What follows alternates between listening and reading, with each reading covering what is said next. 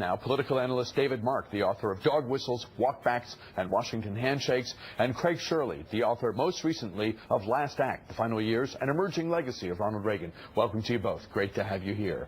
Your big picture takeaway from last night. Each of these debates, Craig, seems to have its own persona or personality, flavor, if you will. Right. As you watched, what did you see? I saw a debate that really was what it was supposed to be about, which was about economics. I think that this was probably the best debate of all in that it was the most substantive. My takeaway would be that Jeb Bush probably didn't do so well. Kasich also. Trump did very well. Carly Fiorina did well, and Ted Cruz very well. At least they came away with one memorable sentence or phrase or idea or signature issue. Trump on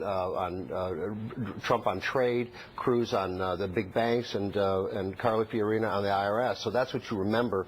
You know, if you can come away with a debate with one memorable thought, one favorable memorable thought, then you're ahead of the game. Each candidate, each of the men and Carly Fiorina had a moment where it felt like they were on the gas, where they were scoring points, where they had inserted themselves, and I don't mean that to sound negative. Where they were being assertive in how they tackled whatever the issue of the moment was. Yes, yeah.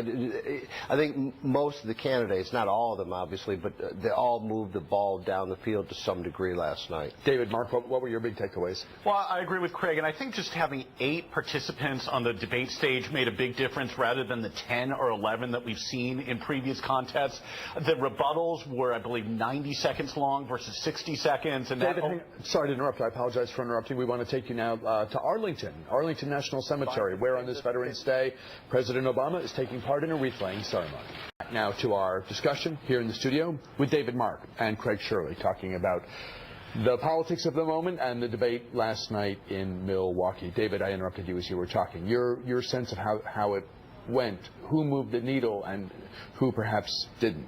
Well, I was just going to say that's kind of a reminder of what's at stake in this debate. The next commander-in-chief, whoever that is, one of the 8 or 12 people on the debate stages last night are on the 3 on the Democratic side, and that's really what they're working for, to kind of stand out in the crowd.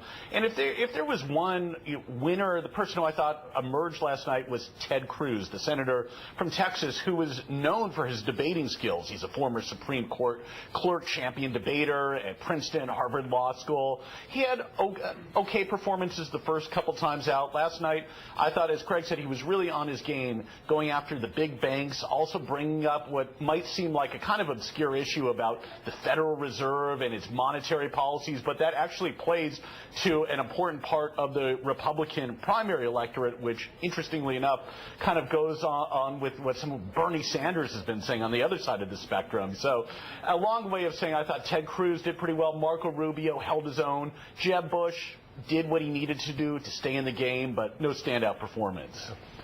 There was less, on the part of the moderators, there was less overt, there were fewer overt attempts to create skirmishes, create moments, to create battle, bickering, where I would think of it as battling. I mean, the idea is where there are differences, draw them out.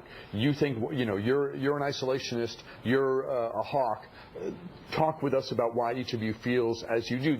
I don't think that's bickering. I think that's trying to draw out where the contrasts are, and sometimes that's a little more difficult to do in a primary where people are of the same party.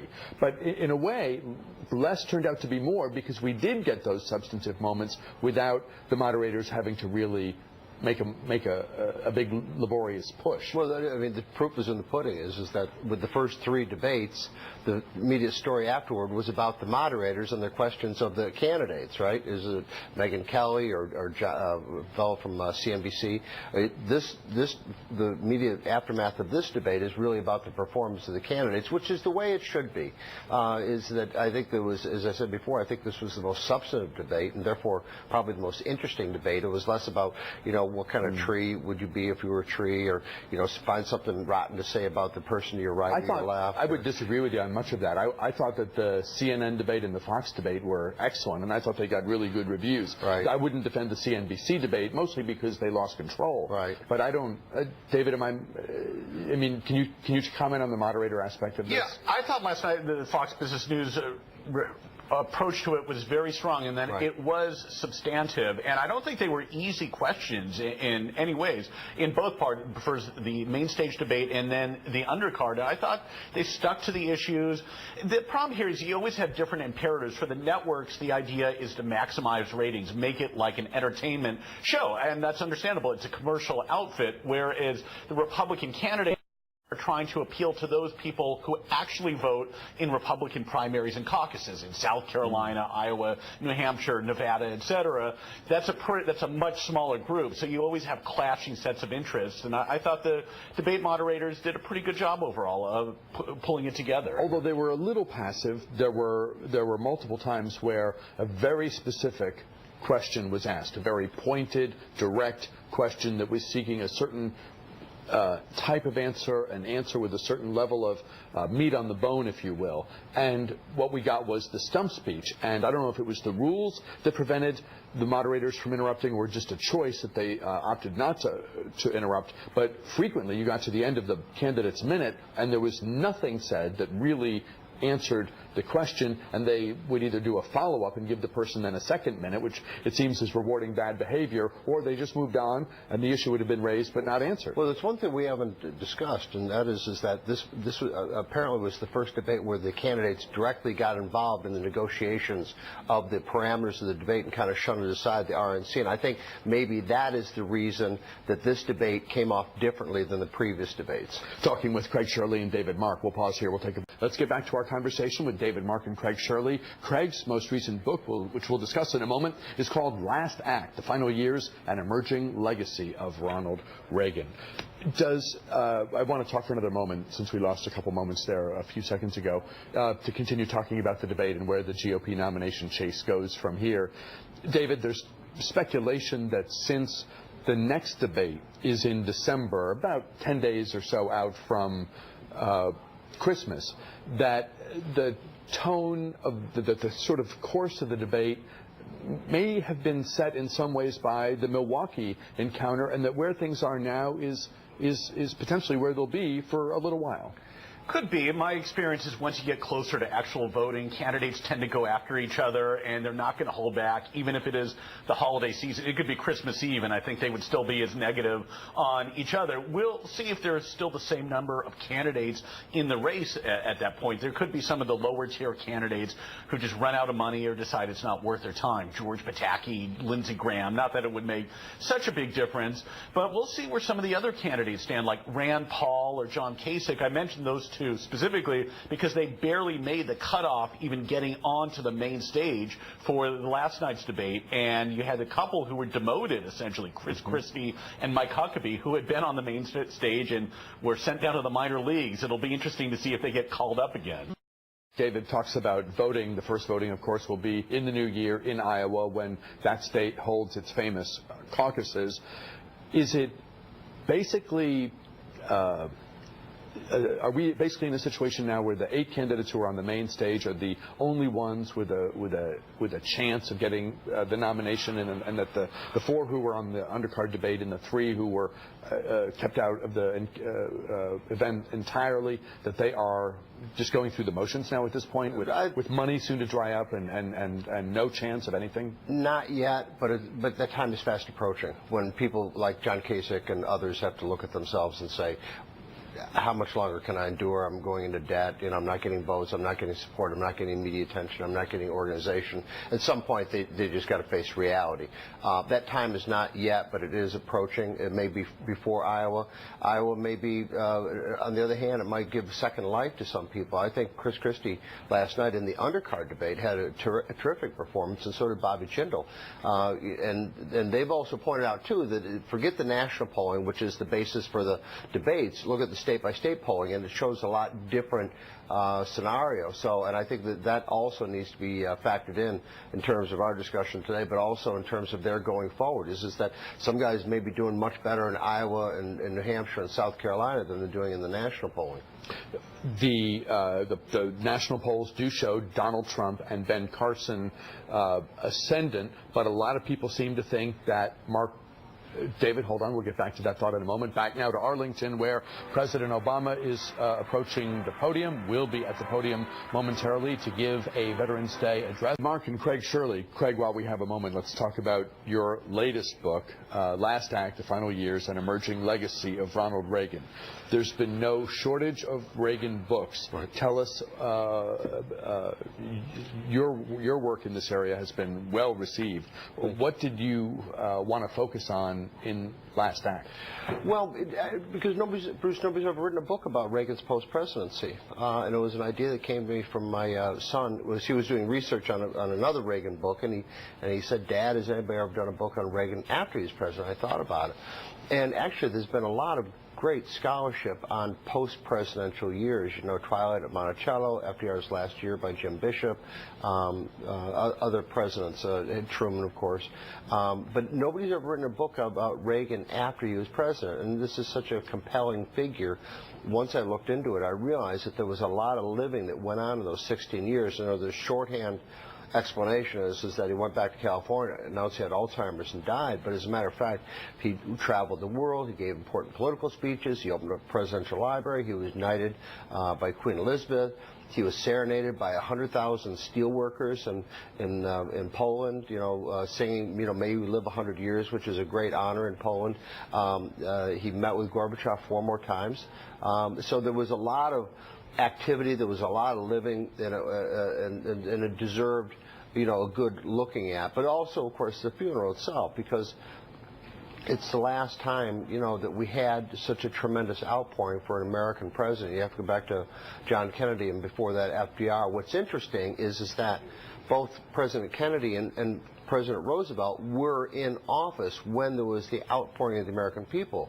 Reagan's office for 16 years, and yet there's still a week of you know, there's over 100,000 people who go to the Rotunda, and over 100,000 people who go to the library, and who dominated cable and network television for the entire week. So he had a grip on the American imagination. There's no doubt about it, and that's why I wrote the book. David, as Craig talks and describes the things that Ronald Reagan did after leaving Washington and going back to California, I wonder how many people could attach more sense of what Bill Clinton and Jimmy Carter and maybe some of our other former presidents did in their post-White House years than what we just heard Craig recount. Yeah, it's a fascinating subject matter, and I would highly recommend the book. I just read it recently, and I'd recommend Craig's previous 2 Reagan books on top of that. But post-presidencies are fascinating in that some of our former chief executives don't live very long. Others, like Jimmy Carter, go on to whole new careers. I think what really worked for Reagan's legacy, and well-deserved, was that the Berlin Wall fell just within a year of him leaving office.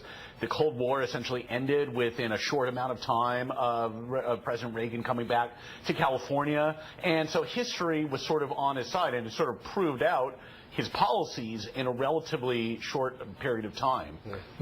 Was there a kind of thread the needle aspect to the Reagan post-presidency where he was active in the ways that you described, but not sort of in our face with it? I mean, you think of some of the other former presidents who have pressed causes, some of which you could describe as controversial, or, you know, look at Bill Clinton now. He's kind of campaign manager, a prominent and powerful spokesman for his wife, the now candidate in her own right. I mean, was he trying to have a rich and full life but not influence events, particularly in the public sphere? Very much so. He wrote his last entry in his diary, the last day he's in the White House, is that tomorrow home and then start up a new life. He was 77 years old, and he's talking about a new life.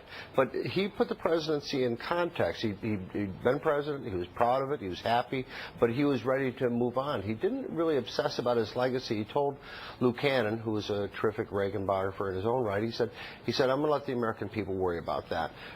So he didn't, and I suppose that is a residue of leaving office with a 71% approval rating, which is what Reagan left with in January of 1989, and was considered by many the first successful president since Dwight Eisenhower. So there'd been a dearth of successful presidents from the time of Eisenhower to Reagan. A lot of failed presidencies in there. Richard Nixon, LBJ, others.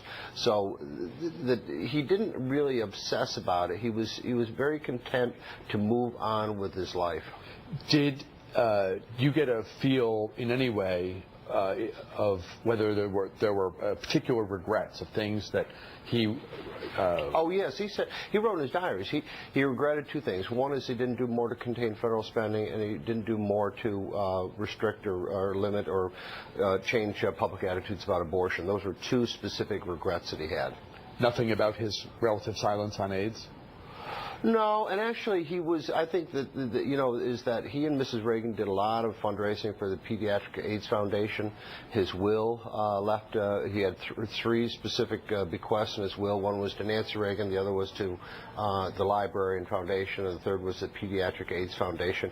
He did appoint Everett Koop, who was the Surgeon General, who put a lot of sunlight on the AIDS epidemic. AIDS federal funding first started under Reagan, so I think it's somewhat become a myth that Reagan didn't put a lot. There was things going on at the time. There was war on, the Cold War and the economy, and a lot of things like that. And AIDS wasn't a big issue until late in his administration. Depends on who you were. Well, but I understand that. But he did address it, and he did have people around him who addressed it. There were a lot of people think, and we don't need to belabor it, but a lot of people think there was the absence of the use of the bully pulpit at a time when potentially a disease you could characterize as an unprecedented epidemic was sweeping the land, and there wasn't a lot. But anyway, that's maybe a discussion for another day. David, talk to us, if you would, about the recent spat that has flared up publicly. Great viral video moment between Bill O'Reilly and George Will on the issue of Bill O'Reilly's new book in general, but this memo, this notion of a memo for, I guess, future incoming Chief of Staff Howard Baker about Reagan's competency while he was in office.